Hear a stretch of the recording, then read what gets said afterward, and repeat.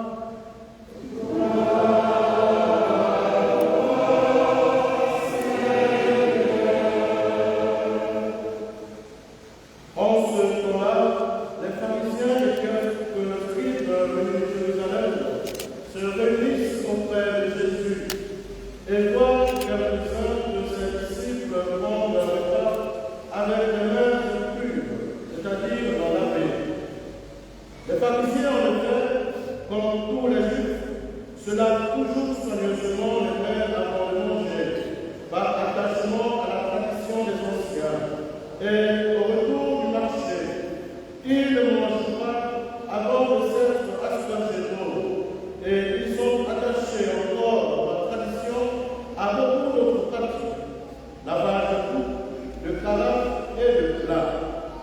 Alors les pharisiens et les scribes demandèrent à Jésus: pourquoi tes disciples ne suivent-ils pas la tradition des anciens? Ils prennent leur repas avec les mains impues. Jésus leur répondit: Isaïe a bien prophétisé à votre sujet, hypocrite, ainsi qu'il est écrit: ce peuple m'honore des lèvres, mais son cœur est loin de moi. C'est en vain qu'ils me rendent un culte. Les doctrines qu'ils enseignent ne sont que des préceptes humains. Vous aussi, vous laissez de côté le commandement de Dieu pour vous attacher à la tradition des hommes. Appelant de nouveau la foule, il lui disait: écoutez-moi tous et comprenez bien. Rien de ce qui est extérieur à l'homme et qui entre en lui ne peut le rendre impur. Mais ce qui sort de l'homme, voilà ce qui rend l'homme impur. Il disait encore à ses disciples à l'écart de la foule: c'est dedans du cœur de l'homme que sortent les pensées perverses, inconduites, vol, meurtre, adultère, cupidité, méchanceté, fraude, débauche, envie, diffamation, orgueil et démesure. Tout ce mal vient de l'homme et rend l'homme impur. Acclamons la parole de Dieu.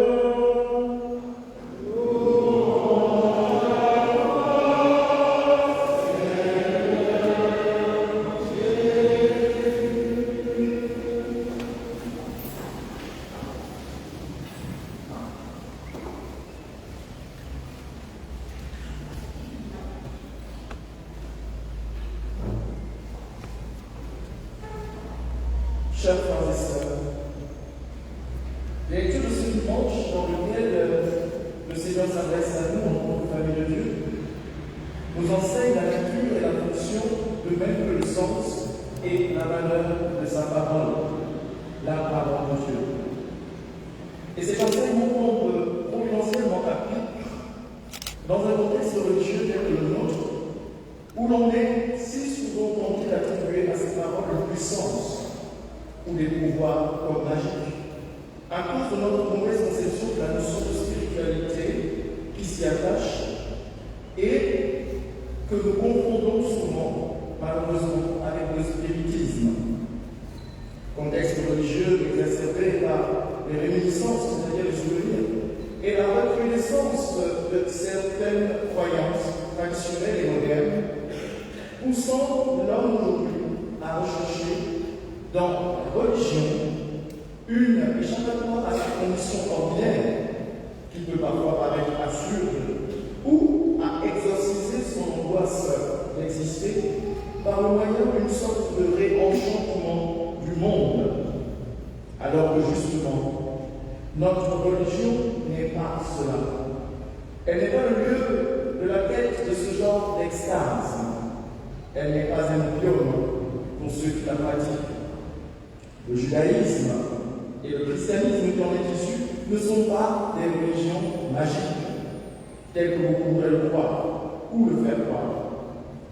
Ils sont, pour le moins, des religions éthiques dans lesquelles se développe pour se réaliser selon la vision de Dieu, notre désir commun de vivre ensemble, avec et pour les autres, dans le cadre des institutions justes, telles que le philosophe Paul Ricoeur définissait justement la notion politique.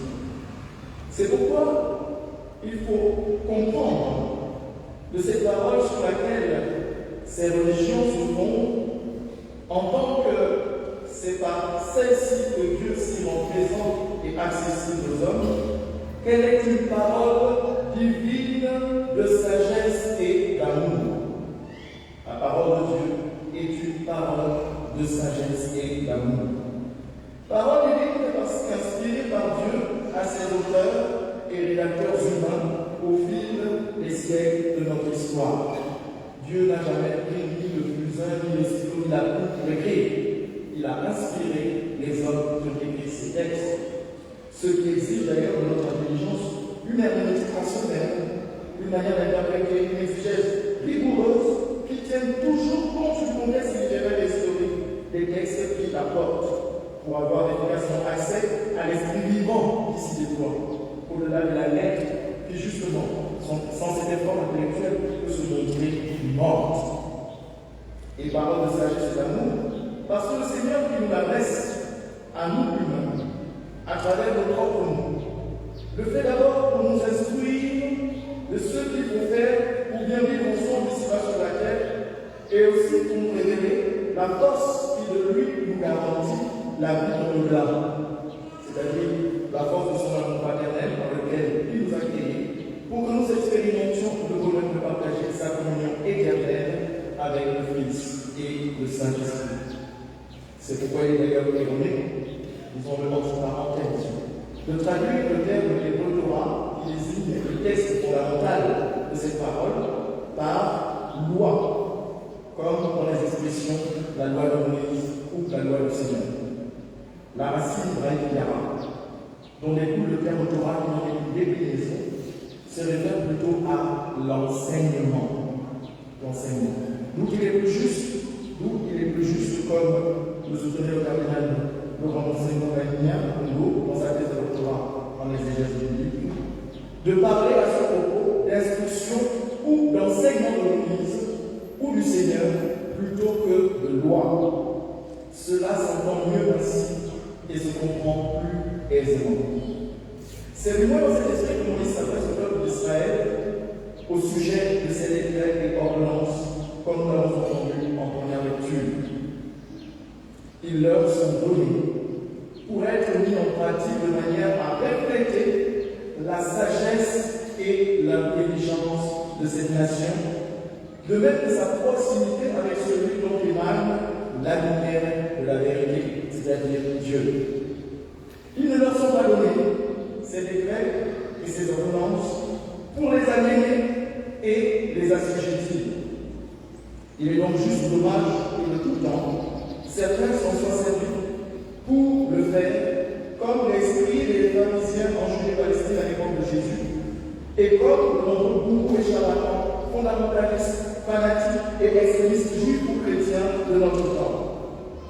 La parole de Dieu s'adresse à notre intelligence rationnelle d'abord, pour nous rendre plus intelligents et plus sages, et pour nous conduire ensuite à la foi, c'est-à-dire à la vision libre, consciente et confiante au projet de salut de Dieu pour les humains que nous sommes et pour toute sa création.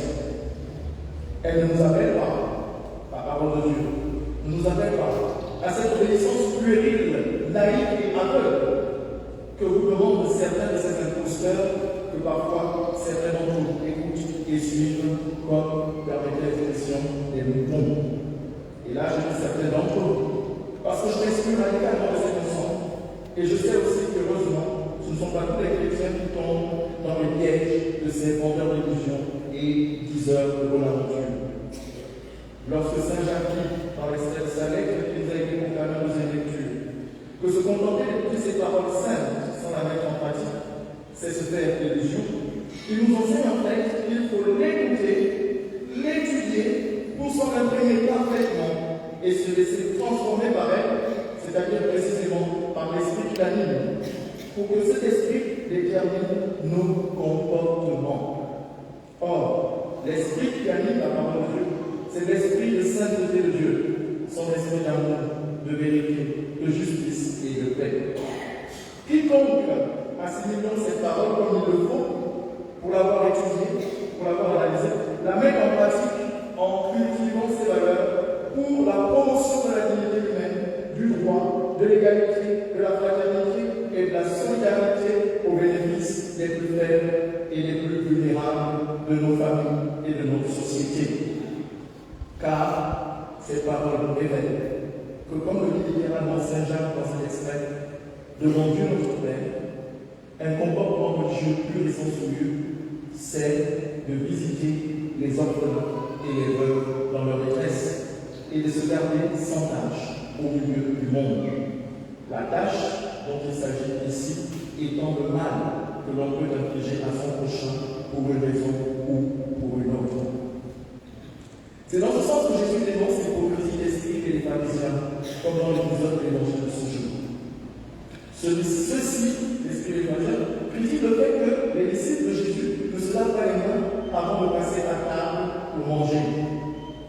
Ce qui, en l'occurrence, ne constitue dans l'enseignement de Moïse et des anciens qu'une règle d'hygiène alimentaire, certes importante pour la santé physique de l'homme et de la communauté, mais pas essentielle pour sa santé spirituelle. Tandis que justement, l'essentiel qui dans cet enseignement des anciens dans la tradition de Moïse sauve l'âme, ces scribes et ces pharisiens n'en tiennent ni compte ni rigueur.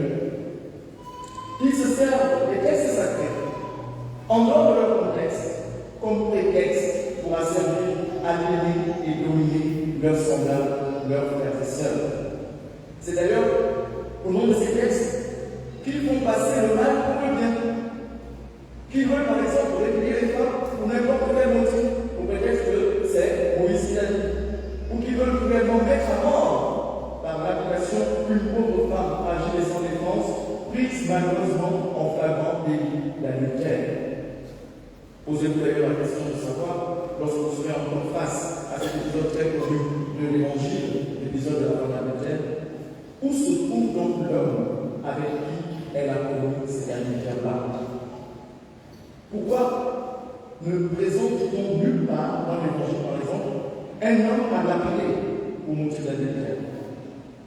En effet, les sociétés humaines et leurs lois ont tendance à défavoriser les plus faibles et les plus vulnérables. C'est pourquoi l'enseignement du Seigneur, nous appelons la loi du Seigneur, opte préférentiellement pour la protection de ces derniers, les faibles et les personnes vulnérables. Jésus porte une attention particulière sur ceux qui sont marginalisés dans la société, c'est-à-dire les étrangers, les sourds, les aveugles, les boiteux, les muets, les paralytiques et les lépreux. Et il les restaure par le miracle, non pas pour faire une démonstration spectaculaire de sa puissance, comme on d'ailleurs commence à le faire pour ces imposteurs qui pullulent parmi les prêtres et les pasteurs, mais pour nous enseigner la volonté et le projet de Dieu dans son amour et sa miséricorde pour tous les êtres humains. Le projet de rendre à chaque être sa dignité. C'est donc cela, chers frères et sœurs, la nature, la fonction, le sens et la valeur de la parole de Dieu dans notre vie chrétienne. Elle se donne à nous dans les textes sacrés à étudier rigoureusement pour mieux en saisir le message. Elle vise à nous éclairer de l'intérieur au plus profond de notre être sur l'amour ineffable que Dieu a pour chacun de nous et sur le projet de bonheur et de salut auquel il nous invite à participer en nous aimant nous aussi les uns les autres comme il nous aime. C'est pourquoi son sens, le sens de la parole de Dieu, en termes de signification, c'est l'amour et la miséricorde de Dieu pour les hommes et pour toute sa création. Et en termes de direction, le sens de la parole de Dieu, c'est l'amour, la fraternité entre tous les hommes de la terre, sans aucune distinction, ni de race, ni de rang social, ni de nationalité, ni d'ethnie, ni de culture. Et sa valeur, la valeur de la parole de Dieu, est celle de rendre saints ceux qui l'écoutent, comme Dieu est saint. C'est de sanctifier, de purifier ces personnes-là qui accueillent en esprit, c'est-à-dire en vérité, pour la vie éternelle. Inutile donc de vouloir l'utiliser tel qu'on pourrait pouvoir le faire avec un grimoire comme celui de Bernard Enchanteur ou Harry Potter. Du moins, ceux qui connaissent ça ne peuvent pas venir demander des versets bibliques pour résoudre de manière magique les problèmes de la vie. Je vous dirais seulement, lisez et réfléchissez pour trouver la solution à la lumière de l'intelligence de Dieu. La parole de Dieu contenue dans les Saintes Écritures ne fonctionne pas comme les formules magiques à Abracadabra d'Harry Potter ou de Bernard Enchanteur.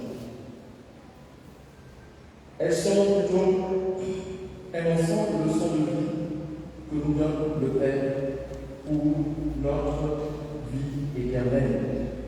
Des leçons à lire, à étudier et à méditer.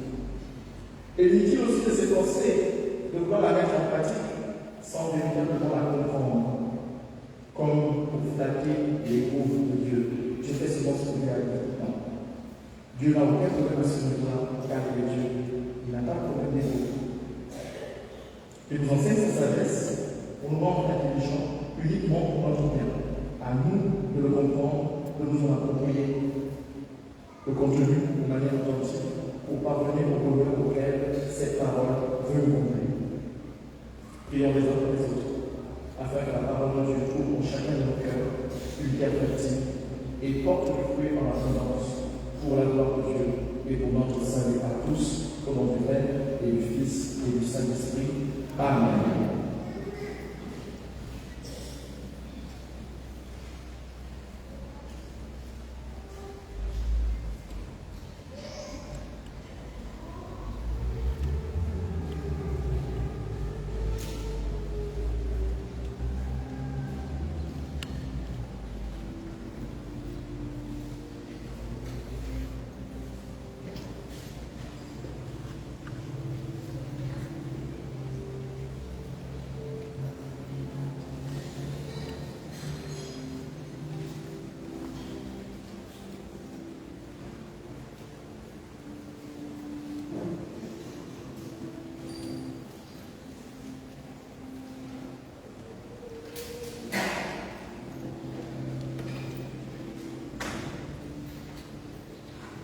Chers frères et sœurs, n'oubliez pas cette parole que nous venons d'entendre et de méditer ensemble. Devons-nous trouver notre confiance au Seigneur en professant notre foi. Je crois en Dieu, le Père puissant.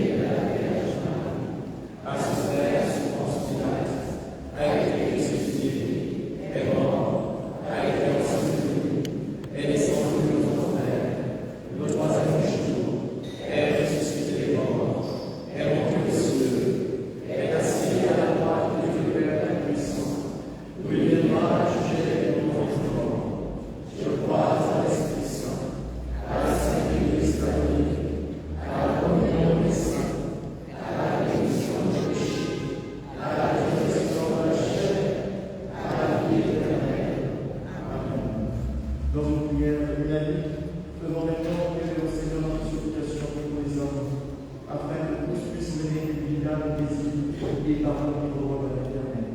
Ensemble, prions le Seigneur.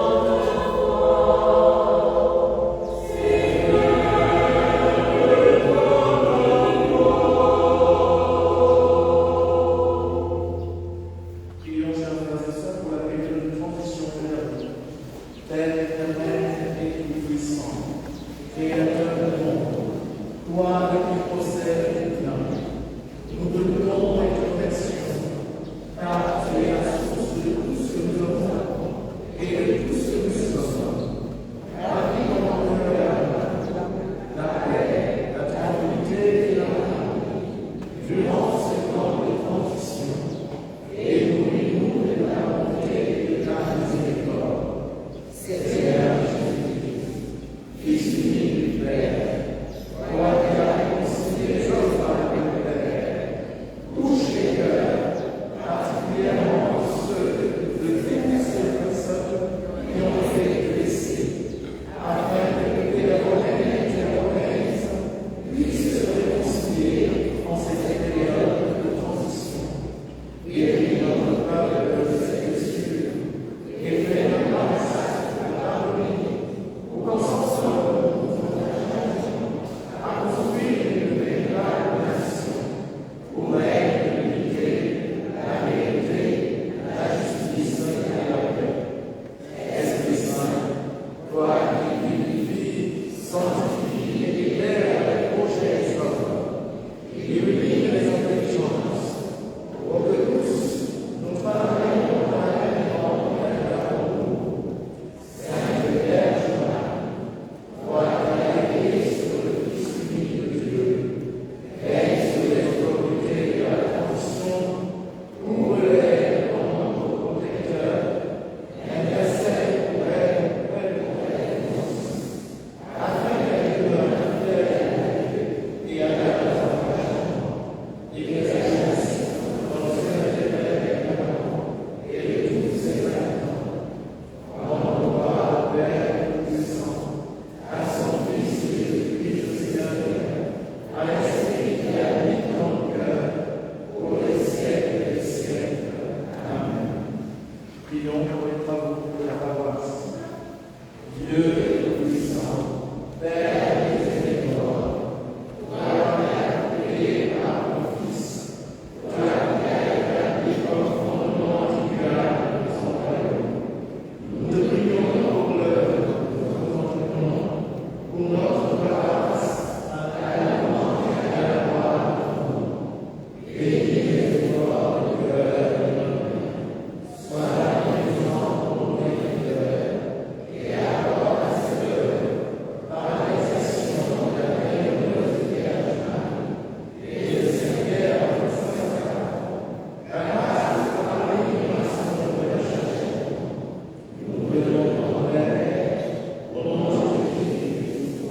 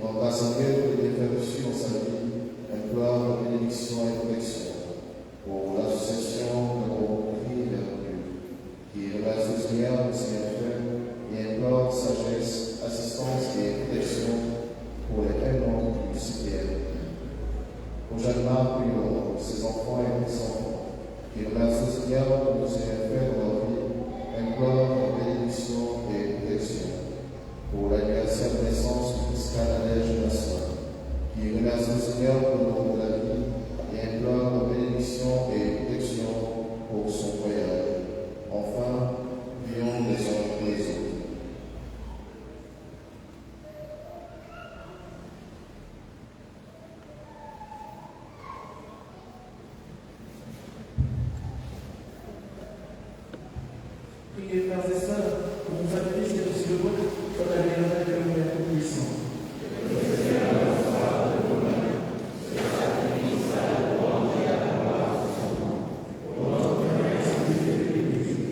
Que cette offrande sainte nous apporte à jamais, Seigneur, la bénédiction du salut, afin qu'elle donne toute sa force à ceux qu'elle a conduits dans le sacrement.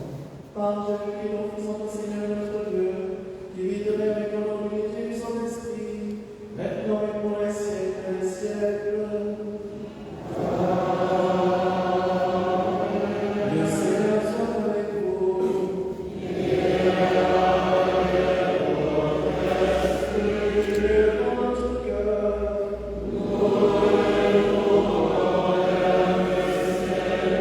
notre cœur, grâce au Seigneur notre Dieu.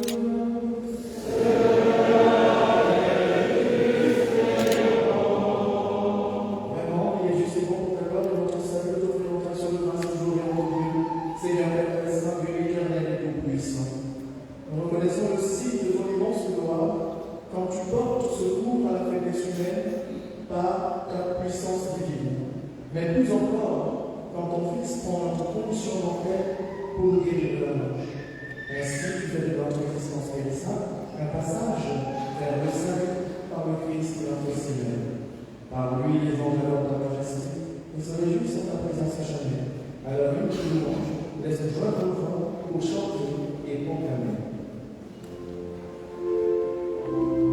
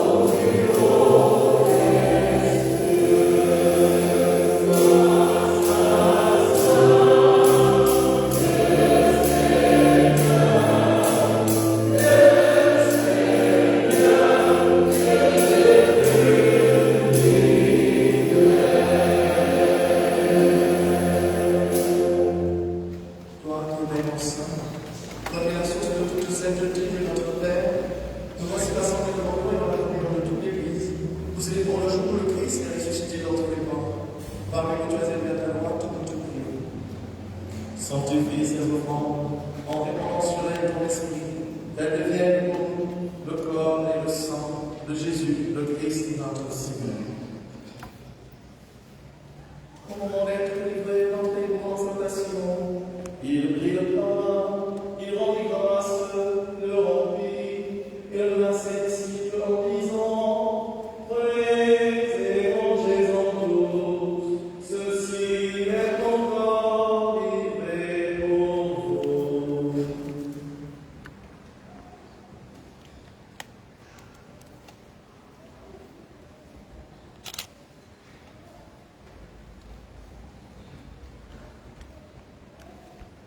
De même, à la fin du repas, il prit la coupe, de nouveau il rendit grâce, et la donna à ses disciples en disant: prenez et buvez-en tous, car ceci est la coupe de mon sang, le sang de l'alliance nouvelle et éternelle, qui sera versé pour vous et pour la multitude, en rémission des péchés. Vous ferez cela en mémoire de moi.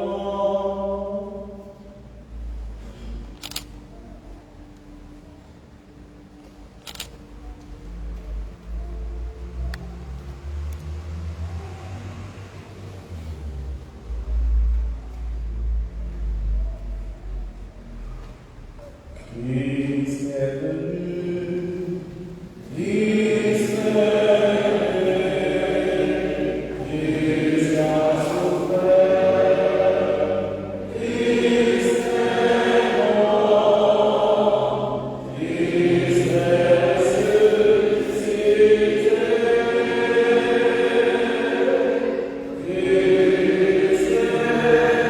vivant.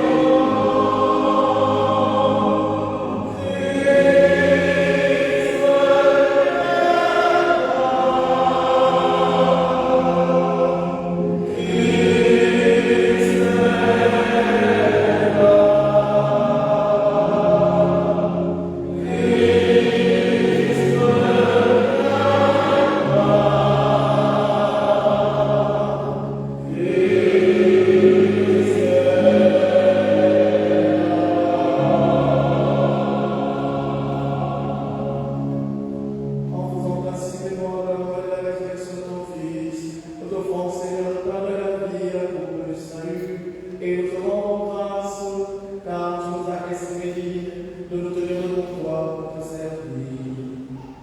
Humblement, nous te demandons, quand les repas pour la maison du Christ, nous soyons rassemblés par l'Esprit Saint en la seconde. Souviens-toi, Seigneur, de ton Église se conduit à travers le monde. Fais-la conduire en ta charité, en union avec notre pape François, notre archevêque Jean-Patrick Boudala et le président des prêtres chrétiens. Souviens-toi aussi de nos frères et sœurs qui se sont dans l'espérance de la résurrection. Et souviens-toi de ta miséricorde de plein de femmes. Et les femmes pour qui te prions aujourd'hui dans les messes qui ont été demandées. Et les hommes de respectifs, les âmes de purgatoire, les plus délaissés, accueille-les dans la lumière de ton visage. Que tous sont faits, nous adorons ta volonté. Nous adorons ta volonté, Jésus, sur tous ceux et celles qui ont demandé de messes aujourd'hui.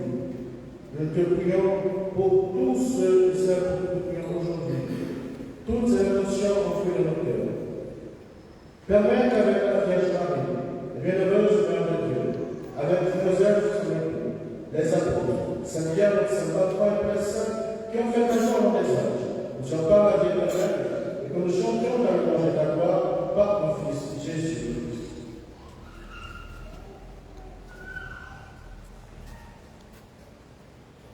Lui, avec lui en lui.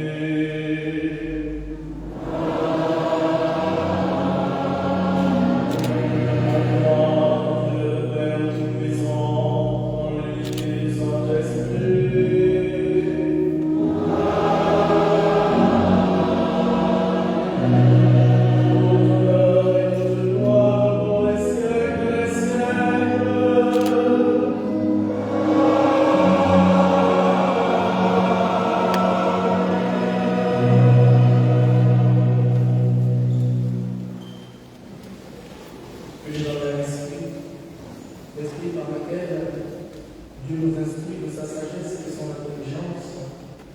pour nous révéler que nous sommes les uns pour les autres. On grandit avec confiance la prière que nous avons reçue du Sauveur. Notre Père, qui es aux cieux, que ton nom soit sanctifié, que ton règne vienne, que ta volonté soit faite sur la terre comme au ciel. Donne-nous aujourd'hui notre pain de ce jour. Pardonne-nous nos offenses, comme nous pardonnons aussi à ceux qui nous ont offensés. Et ne nous laisse pas entrer en tentation, mais délivre-nous du mal. Délivre-nous du mal, Seigneur, donne la paix à notre temps. Soutenu par ta miséricorde, nous sommes libérés de péché à la fin de toute épreuve. Nous qui espérons ce qui est cette bienheureuse espérance, l'avènement de Jésus-Christ, notre Sauveur. Le règne, la puissance et la gloire, pour les siècles des siècles. Seigneur Jésus-Christ, il y a des apôtres, je laisse la paix, je donne ma paix. Ne regarde pas mon péché, notre ignorance, ne regarde pas le Église. Pour que ta volonté s'accomplisse dans le cette paix, et que nous la vérité parfaite, la Église pour les siècles des siècles. Amen. La paix du Seigneur soit toujours avec vous.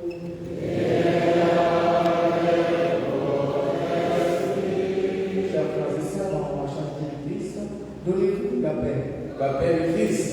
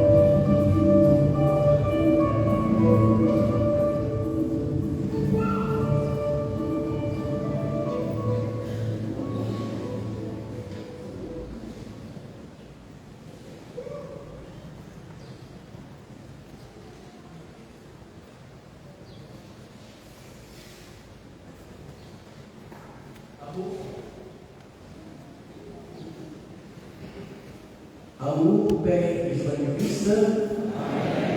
Amour, paix et joie du Christ. Amen. Chers frères et sœurs, et comme vous constatez là-bas, nos travaux de Guérin arrivent bientôt à son terme. Nous avons encore beaucoup à faire. Donc, au niveau des studios, parce que nous allons accueillir beaucoup de prêtres désormais. Pour cela, il nous faut encore un peu plus d'efforts. Nous demandons aux donateurs, bâtisseurs, nous paroissiens, de contribuer encore une fois pour que nous entamions le module 2 de notre projet paroissial. Paix et joie du Christ. Ça va se faire présentement avec les filles de Marie qui, dans la tête et cela, sous un chant d'action de grâce de notre programme du jour. Merci.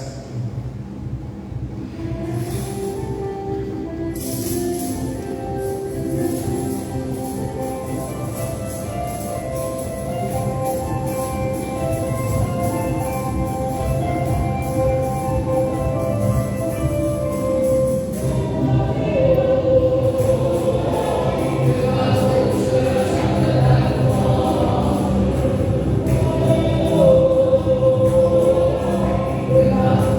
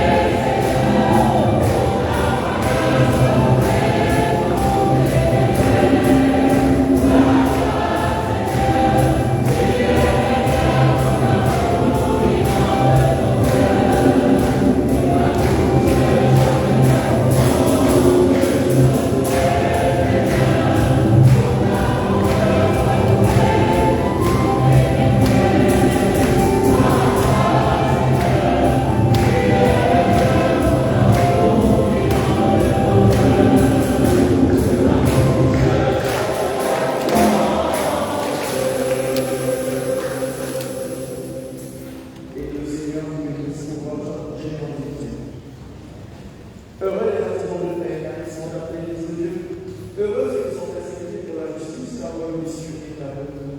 Prions encore le Seigneur.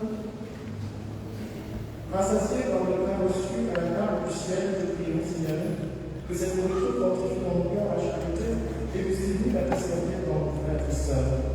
Par le Fils notre Seigneur notre Dieu, qui vit de la vie dans l'unité du Saint-Esprit, maintenant et pour les siècles des siècles.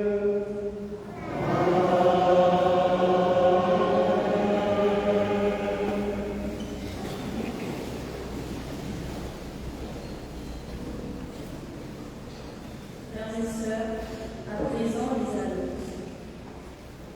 À l'occasion de la rentrée scolaire, le curé, Monsieur l'abbé Hubert et nous informe les fidèles paroissiens qu'une collecte de fournitures scolaires sera organisée par la cellule Caritas de Saint-Pierre durant les mois d'août et de septembre 2024, afin d'accompagner et soulager nos frères et sœurs nécessiteux. Les fournitures scolaires pourront être soit remises aux membres de la cellule Caritas au sortir des messes de 7h et de 10h sur le parvis de l'église, soit déposées au secrétariat paroissial au jour et heure ouvrables. Votre don pourrait être déterminant pour la scolarité de l'enfant. Neuvaine de la Croix Glorieuse. La communauté de la Croix Glorieuse organise la 6e édition de la Neuvaine de la Croix Glorieuse du jeudi 5 au vendredi 13 septembre 2024 à 16h à la paroisse Saint-Michel de Lauvergne. Thème: Je suis le pain de vie. Celui qui vient à moi n'aura jamais faim, celui qui croit en moi n'aura jamais soif.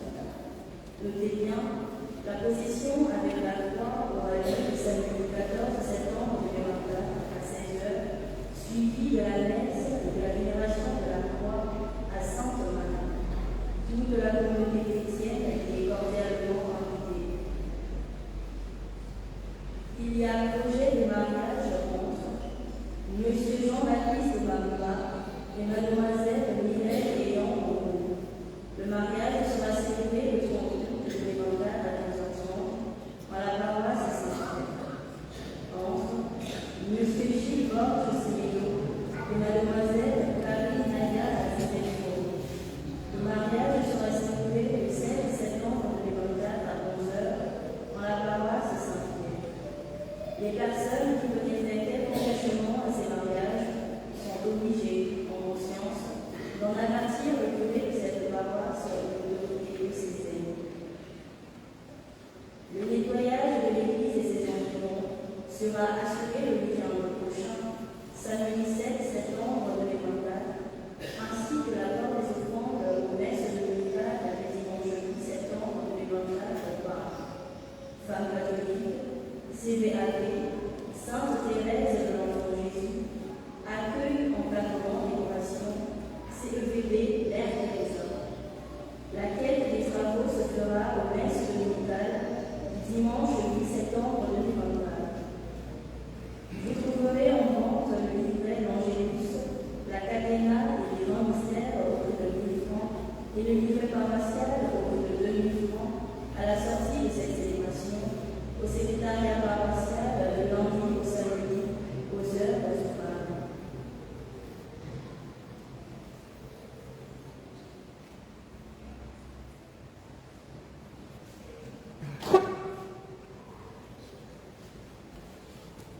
Je voudrais ensuite te donner des informations nous concernant, mais avant, avec le pouvoir fraternel, de saluer et de remercier avec vous pour sa présence parmi nous, l'abbé Kevin Nicolas.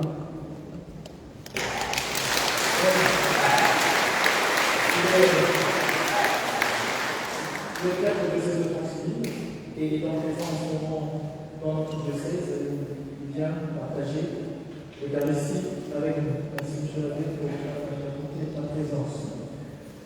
Deuxième information concerne une publicité pour le chemin.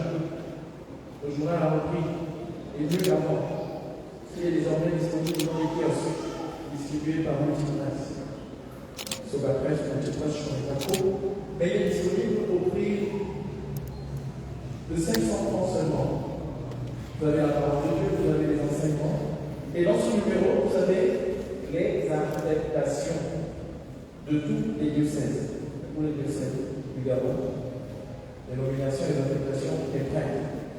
Ce qui m'amène au troisième point, concernant notre paroisse. L'abbé Serge Patrick l'a fait le matin à 7h, et moi je le fais aujourd'hui à 10h, pour le refaire dimanche prochain à 7h, et l'abbé Serge Patrick à 10h. En ce qui concerne la paroisse Saint-Pierre, curé, abbé Michael Oyonou Moussavou, vicaire, abbé Fabrice Tiguet, abbé Forin Nzingi Ounouédé, abbé Valérien Nectaire Mourouni. Comme c'est bien cette année, nous aurons l'abbé Brive Makana Mougobi, et comme vicaire légal, nous aurons Monseigneur Dieudonné Mougoumi Moussavou. L'abbé Henri Noël, votre homme serviteur, a été envoyé en mission sur une autre terre pastorale. J'étais affecté comme curé à Notre-Dame, paroisse Père Immaculée de Marie de Zengayon, avec comme vicaire.